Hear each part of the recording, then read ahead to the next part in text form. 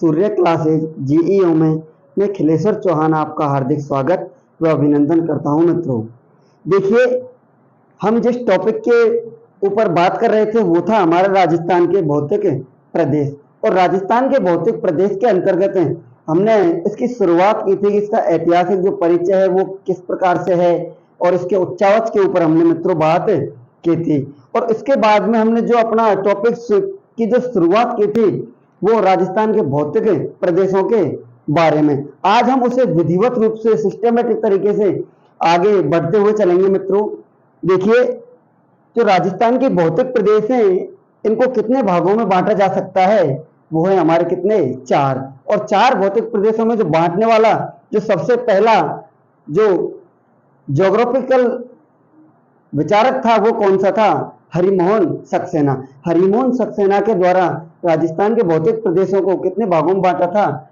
तो वो थे हमारे 4। और ये कब बांटा था, ये बांटा था 1994 में। और कौन कौन से भौतिक प्रदेशों के अंतर्गत बांटा था, पहला हाड़ौती का पठार, पूर्वी मैदानी प्रदेश, अरावली पर्वतीय प्रदेश और थार का मरुस्थल।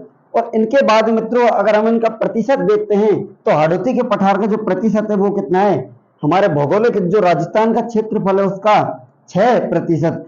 और जो पूर्वी मैदानी भाग है इसका राजस्थान का कंप्लीट क्षेत्रफल का कितना प्रतिशत है, तो वो है 23.89%।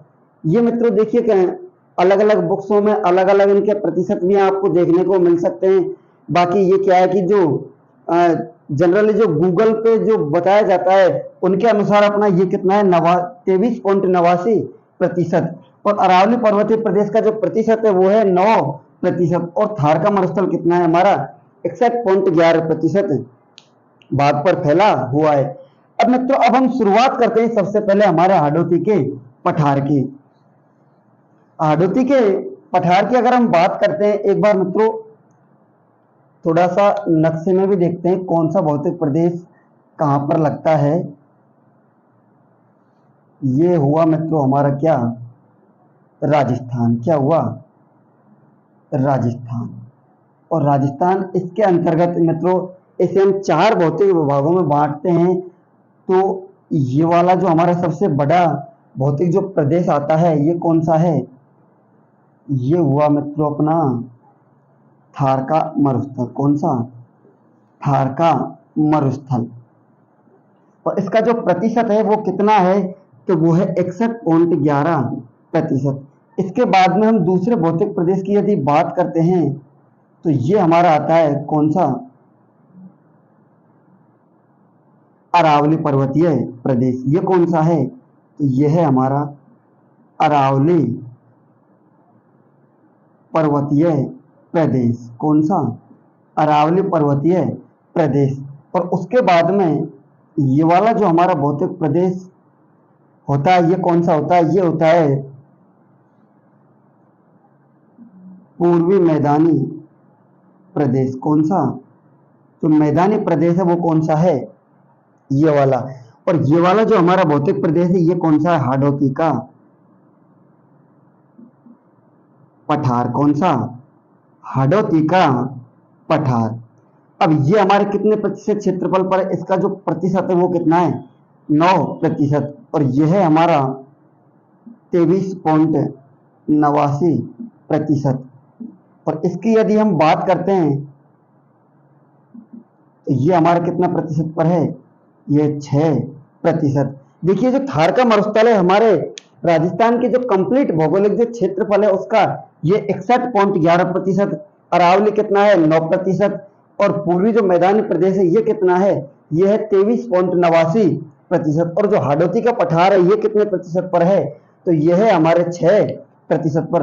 अब हम बात करते हैं कि इनके अंतर्गत जनसंख्या कितने प्रतिशत निवास करती है। तो जो हमारा थार का मरुस्थल है इसके अंतर्गत जो हमारे कंप्लीट राजस्थान है इसकी कितनी प्रतिशत जनसंख्या निवास करती है, तो वो है मित्रों हमारे 41% जनसंख्या। जो हमारे कंप्लीट ऑल ओवर राजस्थान की हम बात करते हैं तो जो सर्वाधिक जनसंख्या है, सर्वाधिक जनसंख्या प्रतिशत की बात करते हैं तो कितना है, 41%। जो कहां पाई जाती है, वो पाई जाती है हमारे थार के मरुस्थल के अंतर्गत। इसके बाद में हम बात करते हैं अरावली जो पर्वतीय प्रदेश है इसके अंतर्गत जो जनसंख्या का प्रतिशत है वो कितना है, 10%। अरावली पर्वतीय प्रदेश में हमारे राजस्थान की ऑल ओवर कितने प्रतिशत जनसंख्या निवास करती है, तो वो है हमारा 10%। इसी प्रकार से हम बात करते हैं मैदानी भाग की, तो मैदानी भाग में हमारी जो जनसंख्या है वो कितनी निवास करती है, तो वो करती है 39%। हमारे ऑल ओवर राजस्थान की 39% जनसंख्या कहाँ निवास करती है, वो करती है पूर्वी मैदानी भाग के अंतर्गत। और पठार की अगर हम बात करें, हाड़ौती का जो पठार है यहाँ कितनी प्रतिशत जनसंख्या निवास करती है, तो वो है हमारी 10% जनसंख्या। तो ये हुआ मित्रों हमारा प्रतिशत का चार्ट। हमारा जो राजस्थान है, ऑल ओवर राजस्थान की बात करते हैं जो भौतिक प्रदेशों से संबंधित है, एक तो उसका प्रतिशत क्षेत्रफल का और दूसरा क्या, जनसंख्या का प्रतिशत। ये एक बार आप चार्ट बना लो, स्क्रीनशॉट ले लो। अब इसके बाद में हम शुरुआत करते हैं हमारे हाड़ौती के पठार की शुरुआत में। ये जो हमारा सबसे लास्ट में ये वाला जो पोर्शन है, ये कौन सा है, हाड़ौती का पठार। इसकी हम शुरुआत करते हैं मित्रों। देखिए सबसे पहले हम बात करते हैं हाड़ौती के पठार की उत्पत्ति की। किसकी बात करते हैं, उत्पत्ति की। सबसे पहले हम बात करते हैं इसकी उत्पत्ति। किसकी बात करते हैं, उत्पत्ति की। जो हाड़ौती का हमारा पठार है इसकी उत्पत्ति कब हुई थी, किस प्रकार से हुई थी, किस प्रकार हमारे अस्तित्व में आया था, तो मित्रों देखिए इसकी जो उत्पत्ति मानी जाती है वो मानी जाती है मध्यजीवी महाकल्प। क्या, मध्यजीवी महाकल्प। और मध्यजीवी महाकल्प या इसको क्या कहा जाता है, इसको कहा जाता है मीसोजोइक एरा। मीसोजोइक एरा क्या कहा जाता है, मीसोजोइक एरा के क्रिटेशियस काल में। किसमें, क्रिटेशियस काल में। कौन से काल में मित्रों, मध्यजीवी महाकल्प के मीसोजोइक एरा के क्रिटेशियस काल में गोंडवाना लैंड के, किससे,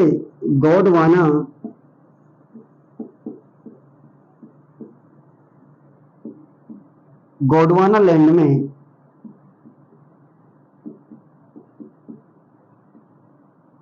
ज्वालामुखी क्रिया के, किसके, ज्वालामुखी क्रिया के दरारी उद्गार से। किससे, ज्वालामुखी क्रिया के जो दरारी उद्गार से जिसकी उत्पत्ति मानी जाती है वो कौन सा है, हमारा हाड़ौती का पठार। देखिए मित्रों मध्यजीवी महाकल्प या इसको एरा कहा जाता है, कौन सा, मीसोजोइक एरा। मध्यजीवी महाकल्प के मीसोजोइक जो एरा है इसका एक कालखंड था, कौन सा, क्रिटेशियस कालखंड। मध्यजीवी महाकल्प के या इसको कहा जाता है मीसोजोइक एरा। मध्यजीवी महाकल्प या मीसोजोइक एरा के जो एक कालखंड हुआ था जिसका नाम है क्रिटेशियस कालखंड। क्रिटेशियस कालखंड में गोंडवाना लैंड में क्या होता है, एक ज्वालामुखी क्रिया होती है और ज्वालामुखी क्रिया के कौन से उद्गार से इसकी उत्पत्ति मानी जाती है, दरारी उद्गार से। मध्यजीवी महाकल्प या मीसोजोइक एरा के जो क्रिटेशियस कालखंड था उसमें दरारी उद्गार होता है गोंडवाना लैंड में, उससे इसकी क्या मानी जाती है, उत्पत्ति मानी जाती है। अब ये दरारी उद्गार क्या होता है मित्रों, और ये ज्वालामुखी क्रिया का दरारी, देखो इसका जो उद्गार होता है ये दो प्रकार से होता है। कितने प्रकार से, ज्वालामुखी जो क्रिया होती है इसका उद्गार दो प्रकार से होता है। एक होता है कौन सा, देखिए एक होता है दरारी उद्गार और एक होता है ज्वालामुखी का छिद्र उद्गार। कौन सा, देखिए ज्वालामुखी, क्या, ज्वालामुखी। ज्वालामुखी का उद्गार दो प्रकार से होता है, एक होता है अपना दरारी उद्गार, कौन सा, दरारी उद्गार, और दूसरा होता है कौन सा, छिद्र उद्गार। कौन सा, छिद्र उद्गार। अभी दरारी उद्गार किस प्रकार से होता है और छिद्र उद्गार है ये किस प्रकार से होता है। देखिए मित्रों ये कौन सी, ज्वालामुखी क्रिया। क्या है, ज्वालामुखी क्रिया। ज्वालामुखी क्रिया कितने प्रकार से होती है, एक तो या तो होगी हमारी दरारी उद्गार से और या फिर होगी छिद्र उद्गार से। अब छिद्र उद्गार क्या होता है, देखिए मित्रों माना कि ये क्या है, हमारा धरातल। क्या है, यह है हमारा धरातल। धरातल के अंदर मित्रों यहाँ पर भरा होता है। हमारे जो पृथ्वी का धरातल है इसके अंतर्गत जो ज्वालामुखी के अंदर जो लावा निकलता है जिसे कहा जाता है मैग्मा। क्या होता है? मैग्मा। मैग्मा का एक चेंबर होता है। क्या होता है? Magma chamber. कहने का मतलब जो हमारा धरातल है, पृथ्वी है, इसके अंतर्गत जो लावा होता है उसे पृथ्वी के अंदर जब तक वो रहता है उसे क्या कहा जाता है? मैग्मा कहा जाता है। और मैग्मा का जो एक कंप्लीट चेंबर होता है, यहां से जब ज्वालामुखी क्रिया होती है मित्रों, तो जब ये एक छिद्र के रूप में होती है, अब ये वाला जो भाग होता है मित्रों इसे कहा जाता है विवर। क्या कहा जाता है? विवर। और इसको क्या कहा जाता है? इसको कहा जाता है ज्वालामुखी नली। क्या कहा जाता है? ज्वालामुखी नली। देखिए ये क्या है मित्रों? ये है हमारा धरातल, और धरातल के अंदर जो ज्वालामुखी का उद्गार होता है उसमें ये जो कंप्लीट मैग्मा होता है, मैग्मा चेंबर से जब ज्वालामुखी का लावा निकलता है इसके माध्यम से, इस नली के माध्यम से, तो इस नली को क्या कहा जाता है? इसे कहा जाता है ज्वालामुखी नली। और जहां से ये धरातल के ऊपर प्रकट होता है इसको क्या कहा जाता है? विवर। क्या कहा जाता है? विवर। अब यहां से जैसे ही ये ज्वालामुखी निकलता है मित्रों, तो इस प्रकार से हमारे धरातल के ऊपर क्या हो जाता है? जमा हो जाता है। क्या हो जाता है? इस प्रकार से जमा हो जाता है। अब ये जो संरचना हमारे सामने बनकर बनकर जो निकल कर आती है इसको कहा जाता है ज्वालामुखी पर्वत। क्या कहा जाता है? ज्वालामुखी पर्वत। क्या कहा जाता है? ज्वालामुखी पर्वत। अब ज्वालामुखी पर्वतों का जो निर्माण होता है किसके माध्यम से होता है? ज्वालामुखी कौन सी क्रिया से होता है? तो होता है छिद्र उद्गार से। अब हम बात करते हैं हमारा जो हाडोती का पठार है इसका निर्माण किससे हुआ? दरारे उद्गार से। देखिए इसी प्रकार जब ये हमारा ये क्या हुआ? धरातल। क्या हुआ मित्रों?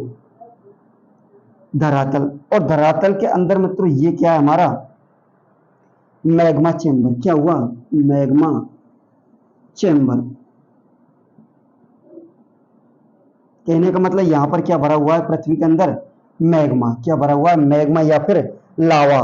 लावा किसे कहते हैं और मैग्मा क्या होता है इसका देखो, जब जो लावा पृथ्वी के अंदर रहता है तो उस समय उसे क्या कहा जाता है? मैग्मा। क्या कहा जाता है? मैग्मा। और जब ये धरातल की सतह पर प्रकट हो जाता है तो इसे क्या कहा जाता है? लावा। क्या कहा जाता है? लावा। अब देखिए इसी प्रकार से यहां से जब ये ज्वालामुखी मैग्मा का जो चैम्बर है यहां से जब ये मैग्मा निकल कर आता है इस प्रकार से ये क्या हुआ हमारा? मैग्मा। क्या हुआ? मैग्मा। और जो कंप्लीट नली है इसको क्या कहा जाता है? ज्वालामुखी नली। ज्वालामुखी क्या है मित्रों? ये ज्वालामुखी नली। अब यहां से जब ये निकलेगा मित्रों तो यहां प्रकट होगा तो इसे क्या कहा जाता है? विवर। क्या कहा जाता है? विवर। ये विवर हुआ। अब मित्रों यहां से निकलेगा, इस प्रकार से निकलेगा और संरचना बनाएगा। इसी प्रकार से एक और नली आएगी, इसी प्रकार से एक और नली आएगी, इसी प्रकार से इधर भी एक और नली आएगी, इसी प्रकार एक और नली आएगी। अब ऐसे ये जब ज्वालामुखी के अंदर जो ये क्रिया होती है इसे क्या कहा जाता है? इसका दरारे उद्गार। एक तरह से किसके रूप में हो रहा है? दरार के रूप में। और कंप्लीट एक ऐसी संरचना हमारे सामने बनकर निकल कर आती है, ये क्या बन जाता है? एक कंप्लीट पठार के रूप में बन जाता है। तो जो हमारा हाडोती का पठार है ये किसकी संरचना मानी जाती है? ज्वालामुखी के दरारी उद्गार की। किसकी संरचना मानी जाती है? ज्वालामुखी का जो दरारी उद्गार होता है इससे किसका निर्माण होता है? हमारे हाडोती के पठार का निर्माण होता है। हाडोती के पठार का निर्माण कौन सी ज्वालामुखी क्रिया से होता है? तो वो है हमारा कौन सा? दरारी उद्गार। अब देखिए एक बार हमारा जो हाडोती का पठार है इसकी उत्पत्ति मध्यजीवी महाकल्प। कौन सा? मध्यजीवी महाकल्प, या फिर इसे क्या कहा जाता है? Mesozoic era. मीसोजोइक एरा, मध्यजीवी महाकल्प या मीसोजोइक एरा का एक छोटा सा कालखंड था जिसे क्या कहा जाता है? क्रिटेशियस कालखंड। क्रिटेशियस कालखंड में गोंडवाना लैंड, क्या मित्रों? गोंडवाना लैंड, जैसे हमने पढ़ा था हमारा उत्तरी भाग अंगार लैंड और दक्षिणी भाग गोंडवाना लैंड। इसी प्रकार से जो हमारा प्रायद्वीपीय भारत है, जब ज्योग्राफी हम भारत के अंतर्गत पढ़ेंगे, भारत की ज्योग्राफी की क्लास होंगी उसमें हम देखेंगे मित्रों हमारा हाडोती का पठार किसका भाग है? प्रायद्वीपीय पठार का। उसके बाद में हिमालय पर्वत। जो हमारा गोंडवाना लैंड का जो भाग है कौन सा? प्रायद्वीपीय पठार। प्रायद्वीपीय पठार का ही हिस्सा कौन सा है हमारा? हाड़ौती का पठार किसका भाग है? ये प्रायद्वीपीय पठार का हिस्सा है। और प्रायद्वीपीय पठार किसका भाग है? वो है गोंडवाना लैंड का भाग। गोंडवाना लैंड में ज्वालामुखी क्रिया का कौन सा उद्गार हुआ था? दरारी उद्गार। और दरारी उद्गार से हमारे किस प्रदेश की उत्पत्ति होती है? वो होती है हमारे हाड़ौती के पठार की। किसकी मित्रों? हाड़ौती के पठार की। अब देखिए एक बार, ये कालखंड क्या होता है? कालखंड के बारे में थोड़ी जानकारी लेते हैं मित्रों। ये कालखंड होता है, जैसे ये आपके कंप्लीट जो भौतिक प्रदेश है इसके अंतर्गत है। जैसे हम जो भी भौतिक प्रदेश पढ़ेंगे, जैसे अपना अरावली का हुआ, हाड़ौती का हुआ, पूरी मैदान हुआ, इन सब के अंतर्गत ये टॉपिक अपना आने वाला है जो उत्पत्ति का है। तो एक बार इसको समझिए। देखिए, एक होता है प्राथमिक, क्या होता है? एक होता है अपना युग, क्या होता है? युग। और एक होता है महाकल्प, क्या होता है? महाकल्प। और एक होता है अपना एरा, क्या होता है? एरा। अब देखिए प्राथमिक युग, युग आएंगे तो युग सबसे पहले कौन सा होगा? प्राथमिक, उसके बाद में द्वितीयक, उसके बाद में तृतीयक, इस प्रकार से युग चलते हैं मित्रों। तो ये हुआ कौन सा? प्राथमिक। उसके बाद में होता है हमारा द्वितीयक, कौन सा? द्वितीयक। इसके बाद में युग होता है अपना तृतीयक, कौन सा युग होता है? तृतीयक युग। अब ये जो युग है इनको महाकल्प में क्या कहा जाता है? क्या कहा जाता है? महाकल्प कौन सा होता है? ये होता है पुराजीवी। पुराजीवी क्या हुआ? महाकल्प। और जो द्वितीय के युग है इसे कहा जाता है मध्यजीवी, कौन सा? मध्यजीवी। पुराजीवी, मध्यजीवी, और इसको कहा जाता है नवजीवी, कौन सा? नवजीवी। देखिए प्राथमिक को क्या कहा जाएगा? पुराजीवी महाकल्प। और द्वितीयक को क्या कहा जाएगा? मध्यजीवी महाकल्प। और जो तृतीयक है इसे क्या कहा जाएगा? नवजीवी महाकल्प। अगर हम एरा की बात करते हैं तो एरा में जो सबसे पहले जो पुराजीवी होता है इसको क्या कहा जाता है? इसको कहा जाता है पैलियोजोइक। पैलियोजोइक, क्या कहा जाता है? पैलियोजोइक। और जो मध्यजीवी इसे कहा जाता है मीसोजोइक। क्या कहा जाता है? मीसोजोइक। और मीसोजोइक के बाद में इसे क्या कहा जाता है? इसे कहा जाता है शीनोजोइक। क्या कहा जाता है? शीनोजोइक। अब यह है मित्रों हमारे शुरुआत के कालखंड। पहला प्राथमिक, दूसरा द्वितीयक, तीसरा तृतीयक। प्राथमिक को कहा जाता है महाकल्प में पुराजीवी, और द्वितीयक को कहा जाता है मध्यजीवी, और तृतीयक को कहा जाता है नवजीवी। एरा की यदि हम बात करते हैं तो पुराजीवी को कहा जाता है क्या? Palaeozoic era. और मध्यजीवी को कहा जाता है मीसोजोइक एरा। और नवजीवी को कहा जाता है शीनोजोइक एरा। इसके बाद में मित्रों एक और जो हमारा जो वर्तमान में जो कालखंड चल रहा है वो है हमारा कौन सा? चतुर्थक कालखंड। कौन सा? चतुर्थक। कौन सा? चतुर्थक जो कालखंड है, चतुर्थक जो युग है इसे कहा जाता है कौन सा? न्यूटन। कौन सा महाकल्प हुआ? ये हुआ न्यूटन महाकल्प। और न्यूटन को एरा में हम क्या कहते हैं? तो इसको कहते हैं नियोजोइक एरा। कौन सा? Neozoic era. ये क्या है मित्रों? ये है हमारा जो भौगोलिक जो समय सारणी है उसके अंतर्गत हम इन चीजों को पढ़ते हैं। जो भौगोलिक समय सारणी, इसमें प्राथमिक जो युग होता है इसे क्या कहा जाता है? पुराजीवी। और एरा की अगर हम बात करते हैं क्या कहा जाता है? Palaeozoic era. और जो द्वितीयक युग है इसे क्या कहा जाता है? मध्यजीवी महाकल्प। अगर एरा की बात करते हैं तो एरा में कहा जाता है इसको मीसोजोइक एरा। तृतीयक युग की अगर हम इसी प्रकार बात करते हैं इसको कहा जाता है नवजीवी महाकल्प। और एरा की यदि हम बात करते हैं तो एरा हमारे सामने है कौन सा? Cenozoic era. इसके बाद में जो हमारा वर्तमान युग जो चल रहा है वो है हमारा चतुर्थक युग। और चतुर्थक युग को महाकल्प में क्या कहा जाता है? तो महाकल्प में कहा जाता है इसको न्यूटन महाकल्प। और एरा की यदि हम बात करते हैं जो समय सारणी है इसको कहा जाता है नियोजोइक एरा। अब देखिए मित्रों जो हमारा हाड़ौती का पठार है ये मध्यजीवी महाकल्प कौन सा है? तो ये हमारा कौन सा? द्वितीयक कालखंड। कौन सा हुआ? युग की अगर हम बात करते हैं तो युग में हम लिख सकते हैं मित्रों द्वितीयक युग। कौन सा? द्वितीयक युग। जो द्वितीयक युग है इसके अंतर्गत मित्रों हमारे कौन से भाग की उत्पत्ति होती है? तो वो होती है हमारे हाड़ौती के पठार की उत्पत्ति। किसकी? हाड़ौती के पठार की उत्पत्ति। अब देखिए मित्रों, हाड़ौती के पठार मध्यजीवी महाकल्प के कौन से मीसोजोइक एरा का एक कालखंड था जिसको क्या कहा जाता है? क्रिटेशियस कालखंड में गोंडवाना लैंड में क्या होता है? ज्वालामुखी क्रिया का कौन सा उद्गार होता है? दरारी उद्गार में जो उत्पत्ति होती है तो किसकी होती है? वो होती है हमारे हाड़ौती के पठार की। अब मित्रों यहां से जो प्रश्न निकल कर आता है, एग्जामिनर ये प्रश्न पूछता है कि क्रिटेशियस कालीन संरचना कौन सी? क्रिटेशियस कालीन संरचना। दूसरा लावा निर्मित संरचना।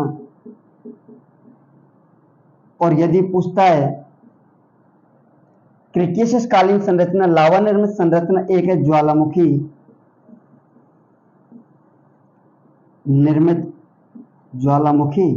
निर्मित क्या? संरचना। यदि एग्जाम में हमसे प्रश्न एग्जामिनर किस प्रकार पूछता है कि क्रिटेशियस कालीन संरचना लावा निर्मित संरचना या ज्वालामुखी निर्मित जो संरचना है हमारे राजस्थान के किस भाग में पाई जाती है, तो वहां हमारा इसका राइट आंसर क्या निकल कर आएगा? तो वो आएगा हमारा हाड़ौती के पठार में। ये जो संरचना है ज्वालामुखी निर्मित, लावा निर्मित या क्रिटेशियस कालीन संरचना या फिर मध्यजीवी युग की जो संरचना है, द्वितीय युग की जो संरचना है, ये हमारे राजस्थान के किस भौतिक प्रदेश के अंतर्गत पाई जाती है? तो इसका हमारा राइट आंसर क्या होगा मित्रों? तो ये होगा हमारा क्या?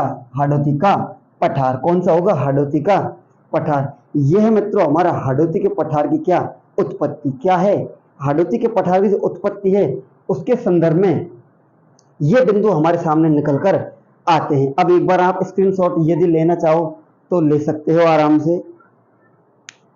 अब देखिए उत्पत्ति के बाद में हम बात करते हैं इसकी, उत्पत्ति के बाद में हम बात करेंगे इसकी विशेषताओं के बारे में और इसकी विस्तार के बारे में कि इसका जो विस्तार है वो कहां पर है, किन किन जिलों के अंतर्गत है और इसकी क्या क्या विशेषताएं हैं, इनके बारे में बात करते हैं मित्रों। देखिए सबसे पहले इसकी बात करते हैं विस्तार की। किसकी? विस्तार की। हाड़ौती के पठार का जो विस्तार है ये मित्रों हमारे राजस्थान के कितने जिलों में है? तो देखिए माना कि यह है हमारा क्या? राजस्थान। क्या हुआ? ये हुआ हमारा राजस्थान। और ये वाला जो हमारा हिस्सा है ये कौन सा है? हाड़ौती का पठार। कौन सा है? हाड़ौती का पठार। और हाड़ौती का जो पठार है इसका जो विस्तार कितने जिलों में है? तो इसके अंतर्गत 4 जिले आते हैं। कौन सा? कोटा, बूंदी, बारा और एक कौन सा आता है? झालावाड़। इसका जो विस्तार है वो राजस्थान के कितने जिलों में है? तो इसका विस्तार राजस्थान के 4 जिलों में। कौन कौन से? एक तो लिखते हैं कोटा, दूसरा बूंदी, एक लिखते हैं बारा और एक लिखते हैं क्या? झालावाड़। कौन सा? वो है हमारा झालावाड़। ये जो 4 जिले हैं इनमें हमारे किसका विस्तार पाया जाता है? हाड़ौती के पठार का विस्तार पाया जाता है। और हाड़ौती के पठार की यदि हम बात करते हैं कि इसका जो अक्षांशीय विस्तार है कौन कौन से अक्षांश हैं और देशांतर विस्तार यदि हम बात करते हैं, पहले देखते हैं मित्रों इसका क्या? अक्षांशीय विस्तार। कौन सा? अक्षांशीय विस्तार। अक्षांशीय जो विस्तार है हमारा हाड़ौती के पठार का, देखिए अक्षांशीय विस्तार में हमने आपको बताया था, जो हमने राजस्थान के अक्षांश स्थिति पढ़ी थी उसमें ये वाली जो रेखाएं पूर्व से जो पश्चिम गुजरती हैं ये कौन सी रेखाएं कहलाती है? तो ये वाली जो रेखाएं कहलाती हैं इनको कहते हैं मित्रों क्या? अक्षांश रेखाएं। कौन सी रेखाएं? अक्षांश रेखाएं। और अक्षांश रेखाओं में हमने हमारे जो राजस्थान का विस्तार आपको बताया था वो पहली क्लास में ये बताया था, ये है हमारा 23 डिग्री 3 मिनट उत्तरी अक्षांश से 23 डिग्री 12 मिनट और 23 डिग्री 3 मिनट उत्तरी अक्षांश से 30 डिग्री 12 मिनट तक क्या है हमारे राजस्थान का अक्षांशीय विस्तार। और इनके मध्य ही किसका विस्तार पाया जाएगा मित्रों? तो इनके मध्य ही ये जो अक्षांश है इनके मध्य हमारा कौन सा आता है? हाड़ौती का पठार। इनके इन ये जो अक्षांश हैं इनके अंतर्गत ही हमारा किसका विस्तार है, हाडोती के पठार का।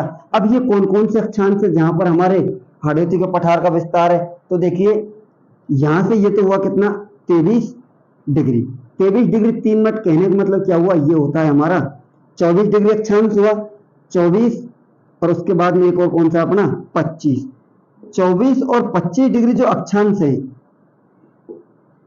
24 और 25 डिग्री जो अक्षांश है इनके अंतर्गत हमारे राजस्थान का क्या पाया, हाडोती के पठार का क्या पाया जाता है, विस्तार पाया जाता है। अक्षांश विस्तार की यदि हम बात करते हैं तो कौन कौन से आते हैं, एक आता है 24 डिग्री और एक आता है अपना 25 डिग्री। 24 डिग्री और 25 डिग्री क्या है हमारे अक्षांशीय विस्तार किसका, हाडोती के पठार का। इसी प्रकार हम देशांतरीय विस्तार की यदि बात करते हैं, किसकी, देशांतरीय विस्तार, तो देशांतरीय विस्तार हमारे सामने जो हाडोती के पठार का निकल कर आता है। देखिए देशांतरीय विस्तार की हमने बात की थी, ये वाली जो रेखाएं ये कौन सी रेखाएं कहलाती हैं, ये कहलाती हैं देशांतर रेखाएं। जो उत्तर से दक्षिण खींची जाती है ये कौन सी रेखाएं, देशांतरीय रेखाएं। और देशांतरीय रेखाओं में हमने हमारे राजस्थान की बात की थी मित्रों 69 डिग्री 30 मिनट, 69 डिग्री 30 मिनट से जो हमारे राजस्थान का देशांतरीय विस्तार था वो था 78 डिग्री और 17 मिनट। 69 से 78 डिग्री इनके बीच में जो हमारा राजस्थान का विस्तार था ये कौन सा था, देशांतरीय विस्तार। और हम अगर हमारा हाडोती के स्पेशल हाडोती के पठार के देशांतरीय विस्तार की बात करते हैं तो वो हमारे सामने निकल कर आता है मित्रों, क्या, एक निकल कर आता है अपना 76 डिग्री और एक आता है अपना 77 डिग्री। 76 डिग्री और 77 डिग्री जो पूर्वी देशांतर है इसके अंतर्गत किसका विस्तार पाया जाता है, इसके अंतर्गत विस्तार पाया जाता है हमारे किसका, हाडोती के पठार का, किसका, हाडोती के पठार का। हाडोती के पठार की हम देशांतरीय स्थिति यदि बात करते हैं तो 76 और 77 डिग्री, कौन सा हुआ, 76 और 77 डिग्री। इसका विस्तार कितने राज्य जिलों में पाया जाता है, तो 4 जिले कौन कौन से, कोटा, बूंदी, बारां और झालावाड़। अगर अक्षांशीय स्थिति की यदि हम बात करते हैं हाडोती के पठार की तो वो है हमारी क्या, 24 और 25 डिग्री। 24 और 25 डिग्री जो अक्षांश रेखाएं इनमें हमारे हाडोती पठार क्या पाया जाता है, अक्षांशीय विस्तार। और इसी प्रकार देशांतरीय विस्तार की यदि हम बात करते हैं तो वो हमारे सामने निकल कर आता है 76 डिग्री और 77 डिग्री। 76 और 77 डिग्री देशांतर जो रेखाएं हैं ये क्या कहलाती है मित्रों, हमारे देशांतर का, हमारा जो हाडोती का पठार है इसका देशांतरीय विस्तार दर्शाती हैं। अब देखिए मित्रों इसके बाद में हम बात करते हैं हमारे जो हाडोती के पठार है इसकी क्या क्या विशेषताएं हैं, कि इसमें किस प्रकार की चट्टानें पाई जाती हैं, किस प्रकार की मृदा पाई जाती है, कौन कौन सी पहाड़ियां पाई जाती हैं, उनके बारे में मित्रों हम बात करते हैं। तो सबसे पहले देखते हैं इसका जो हम अगला टॉपिक शुरू करते हैं वो है हमारा क्या, हाडोती के पठार की विशेषताएं। क्या मित्रों, अब हम देखते हैं हमारे हाडोती के पठार की विशेषताओं के बारे में।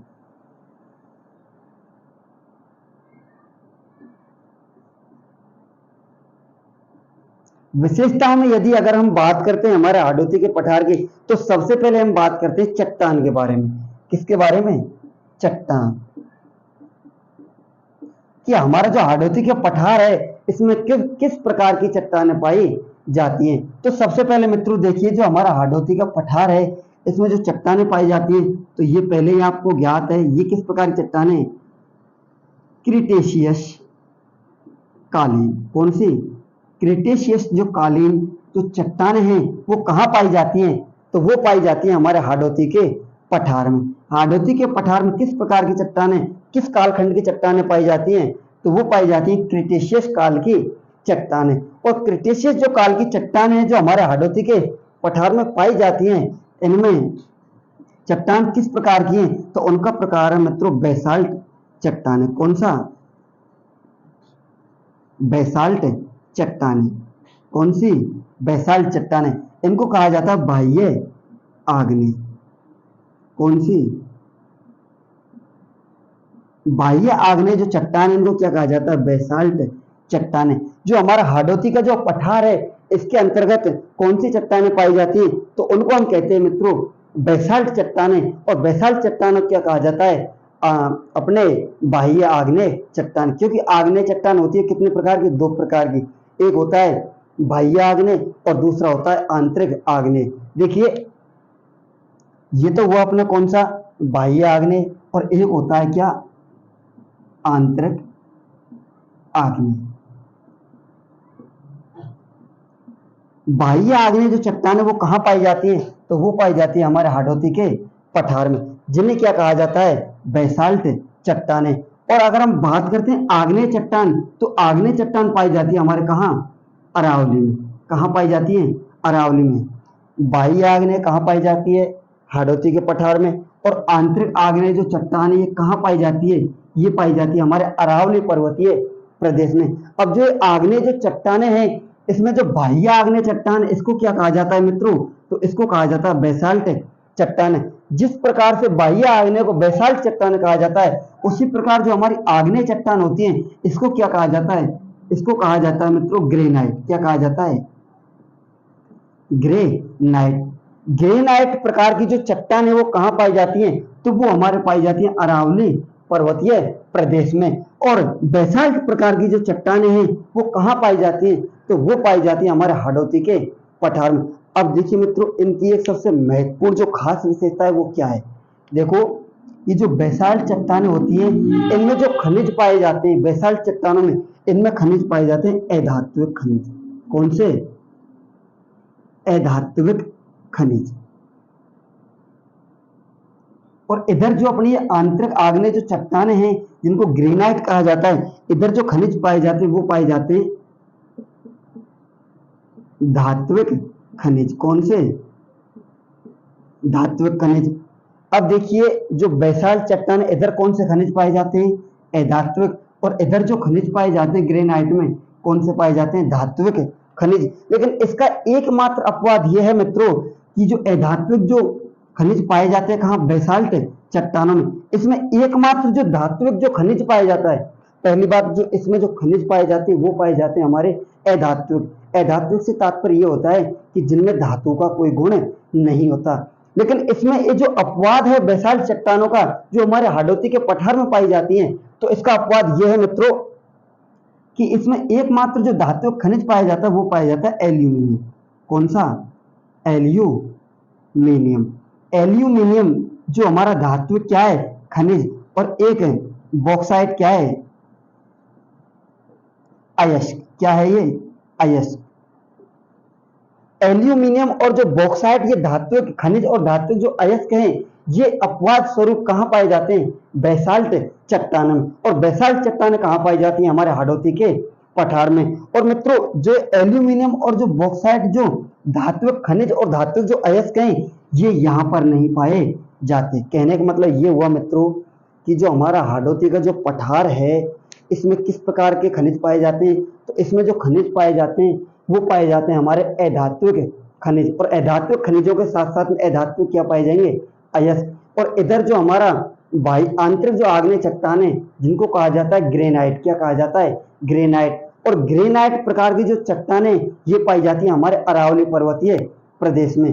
और जो ग्रेनाइट चट्टानें हैं इसमें जो खनिज पाया जाता है वो किस प्रकार का पाया जाता है, तो वो पाया जाता है हमारा कौन सा, धात्विक खनिज। और अब देखिए मित्रों जो हमारा संपूर्ण जो अरावली पर्वतीय प्रदेश है धात्विक खनिजों की प्रधानता वाला क्या है, भौतिक प्रदेश।